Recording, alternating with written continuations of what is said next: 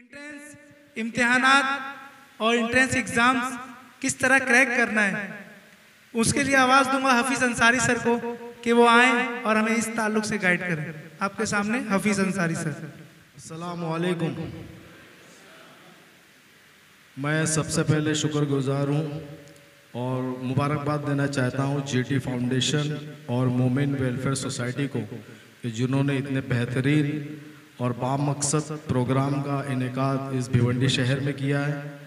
और मैं उनका शुक्रगुजार हूँ कि उन्होंने काविश तंजीम को, हमारी तंजीम को इस प्रोग्राम का हिस्सा बनने का मौका दिया। काविश तंजीम का क़याम 2007-2008 में अमल में आया, बम्बई में जोगेश्वरी के इलाके में। ये जो तंजीम है ये असातिज़ा और प्रोफेशनल की तंजीम है जो तुलबा की रहनुमाई करती है, कैरियर गाइडेंस और वोकेशनल गाइडेंस, इसके अलावा पेरेंटल गाइडेंस और टीचर्स ट्रेनिंग के प्रोग्राम का कमोबेश मोर देन 100 to 150 प्रोग्राम्स का इनेकाद करती है, ना सिर्फ मुंबई, ना सिर्फ महाराष्ट्र बल्कि पूरे हिंदुस्तान में। मुझे जो टॉपिक दिया गया है वो एंट्रेंस एग्ज़ाम का दिया गया है, तो ज़्यादा वक्त ना लेते हुए, क्योंकि हमारा ऑलरेडी एक सेशन अभी जोगेश्वरी ईस्ट में 3 बजे है, तो हमको यहाँ से फ़ौरन रश करना है जोगेश्वरी। तो एक शॉर्ट में मैं बताता चलूँ कि इस वक्त जो है 12वीं के बाद में अगर हमें कहीं भी एडमिशन लेना है, किसी भी प्रोफेशनल कोर्स में जाना है, तो एंट्रेंस एग्ज़ाम क्लियर करना ज़रूरी है। बगैर एंट्रेंस एग्ज़ाम के एडमिशन नहीं होगा। तो जैसे बच्चों, आप लोगों ने ज़्यादातर मेरे हिसाब से 10th के बच्चे ही हैं ना? सब 10th के हैं बच्चे के 12th के भी है? हाथ उठाएंगे जरा, 10th के कितने बच्चे हैं? ठीक है, नीचे कर लो हाथ। 12th के? तो 11th-12th की आपकी पढ़ाई जो है वो अब शुरू हो जाएगी और इंशाल्लाह 11th-12th आप जब क्लियर कर लेंगे तो 11th-12th के बाद में जो एंट्रेंस एग्ज़ाम्स है, मैं शॉर्ट में आपको बताता चलूँ कि एक नेशनल लेवल की एजेंसी है NTA जो नेशनल लेवल के एंट्रेंस एग्ज़ाम कंडक्ट करती है। उसी तरह महाराष्ट्र स्टेट की भी एक एंट्रेंस सेल है जो एंट्रेंस एग्ज़ाम कंडक्ट करती है। तो कितने बच्चे इंजीनियर बनना चाहते हैं इसमें? अच्छा, बहुत कम बच्चे हैं। और डॉक्टर कितने बनना चाहते हैं? ठीक है, देखो इंजीनियरिंग करना है तो उसके लिए हमें महाराष्ट्र स्टेट का एक CET एग्जाम होता है, महाराष्ट्र स्टेट CET देना होता है, जिसकी एलिजिबिलिटी है वो करने के बाद में आप इंजीनियरिंग, फार्मेसी और एग्रीकल्चर, इसके जो कोर्सेज है जो महाराष्ट्र गवर्नमेंट के कॉलेजेस में होते हैं उसमें आप एडमिशन ले सकते हैं। जैसे अगर हम लोग बोले अच्छे कॉलेजेस में, अगर हम लोग VJTI है, सरदार वल्लभ भाई पटेल है या KJ सुमाया कॉलेज है, तो ये जो इंजीनियरिंग कॉलेज में आपको एडमिशन मिलेगा CET की बुनियाद पे। अगर आप फार्मेसी में एडमिशन लेना चाहते हैं तो आपको फार्मेसी में एडमिशन CET की बुनियाद पे मिलेगा। और एग्रीकल्चर में अगर आप डिग्री लेना चाहते हैं तो उसका तो यहाँ पे नहीं, दापोली में एक कॉलेज है जहाँ से एग्रीकल्चर की डिग्री होती है, तो वहाँ पे आप लोगों को एडमिशन उस CET की बुनियाद पे होगा। लेकिन आप लोग का टारगेट जो है वो छोटा नहीं होना चाहिए, टारगेट होना चाहिए IIT। क्या है IIT? कोई बताएगा?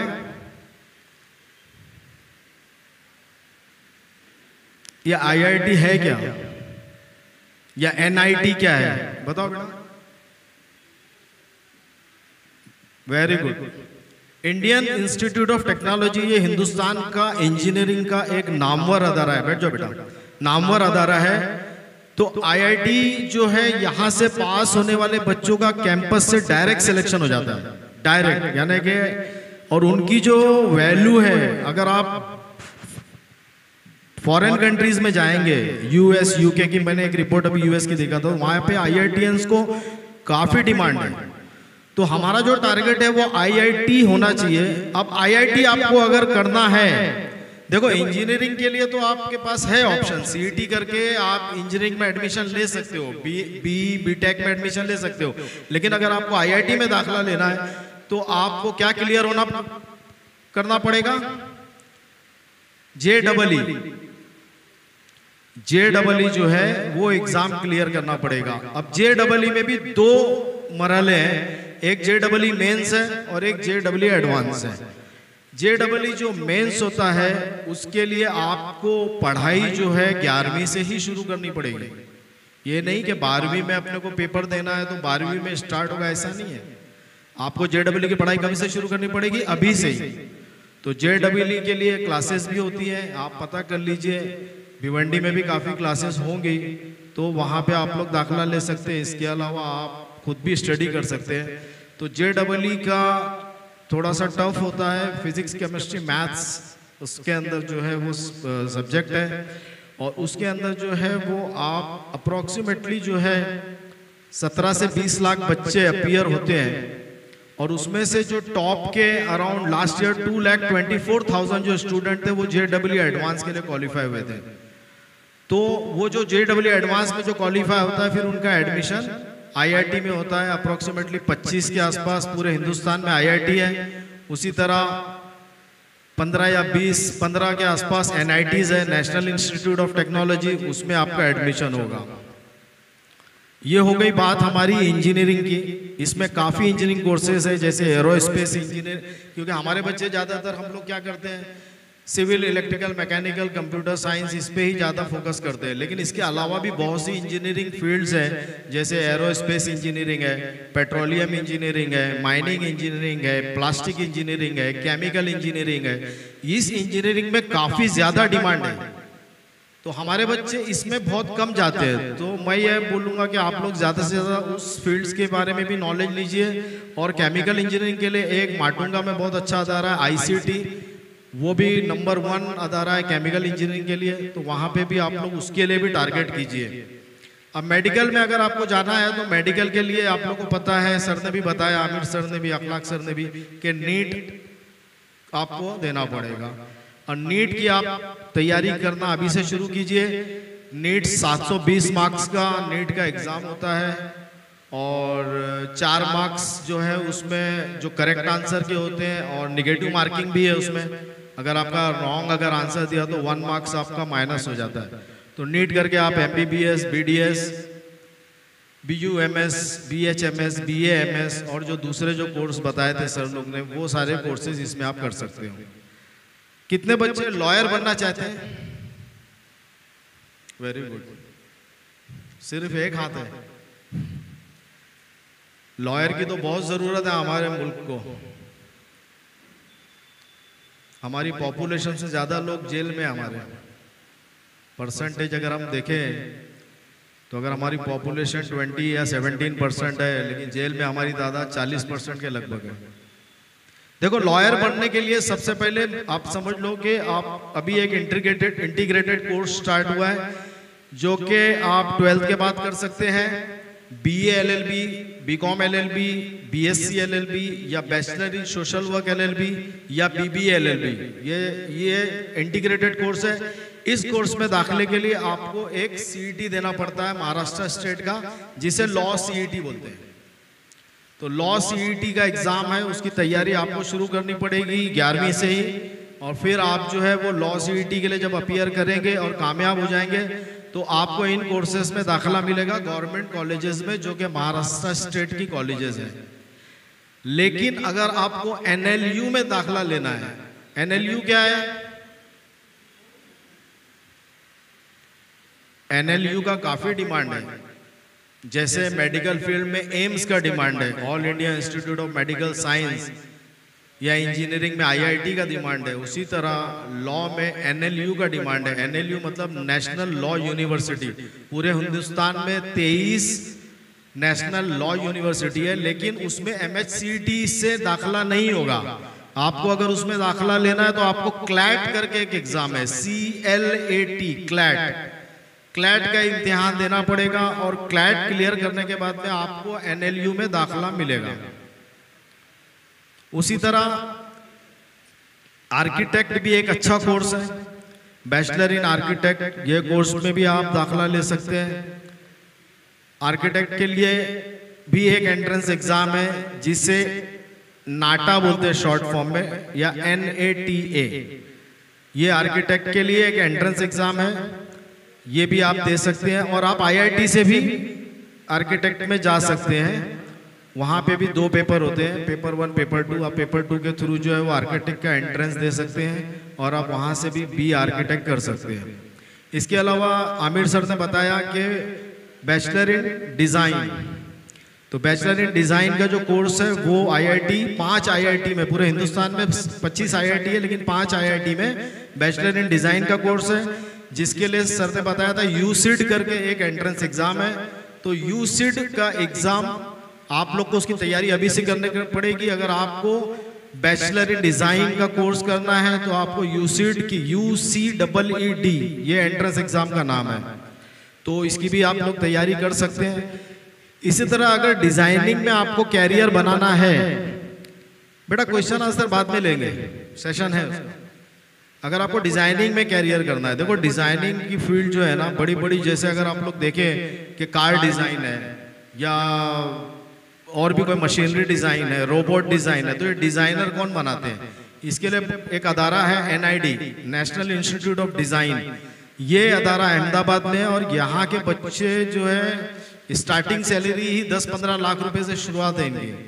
तो ये एग्जाम यहाँ पे इस अदारे में अगर आपको एडमिशन लेना है तो उसका एक एग्जाम होता है DAT, डिजाइन एप्टीट्यूड टेस्ट।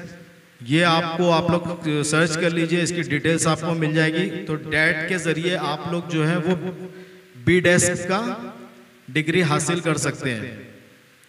इसके अलावा आप डिफेंस में जा सकते हैं। डिफेंस में NDA के एग्जाम होते हैं एंट्रेंस के, उसके जरिए आप आर्मी, नेवी, एयरफोर्स में एडमिशन ले सकते हैं। महाराष्ट्र स्टेट जो मैंने बताया CET एग्जाम कंडक्ट करती है, तो मैंने आपको 2 के बारे में बताया। एक तो पहले मैंने आपको जो बताया जिसके जरिए आप इंजीनियरिंग, फार्मेसी और एग्रीकल्चर में जा सकते हैं। उसी तरह जो दूसरा है लॉ CET है। उसके अलावा एक hotel management and catering technology, इसका भी एक CET होता है। ये CET करके आप गवर्नमेंट के होटल मैनेजमेंट इंस्टीट्यूट में एडमिशन ले सकते हैं। अगर इसके थ्रू भी अगर आपको नहीं हुआ तो हमारी माइनॉरिटी इंस्टीट्यूशन है, जैसे अंजुमन इस्लाम VT, वहाँ पे भी होटल मैनेजमेंट कैटरिंग इंस्टीट्यूट है। Abdul Rahman Antule hotel management and catering institute. इसके अलावा वहाँ रिजवी कॉलेज में भी है, वहाँ पे भी हम लोग एडमिशन ले सकते हैं। कुछ बच्चे या बच्चियां जो आर्ट्स में जाना चाहते हैं, तो आर्ट्स में जाने के लिए भी एक एंट्रेंस एग्जाम होता है जिसे AAC बोलते हैं, अप्लाइड आर्ट्स एंड क्राफ्ट। उसका भी एक एंट्रेंस एग्जाम होता है। उसको क्लियर करके आप बैचलर इन फाइन आर्ट्स कर सकते हैं। ये भी एक बहुत ही अच्छी फील्ड है। जिन बच्चों को ड्राइंग में इंटरेस्ट है या जिन्होंने एलिमेंट्री और इंटरमीडिएट में एग्जाम दिया हुआ है तो वो BFA भी कर सकते हैं। इसके अलावा और भी बहुत से एंट्रेंस एग्जाम होते हैं, लेकिन मैं 1-2 और जिक्र आपको कर दूं। आप लोग ने किसी ने आइजर का नाम सुना है?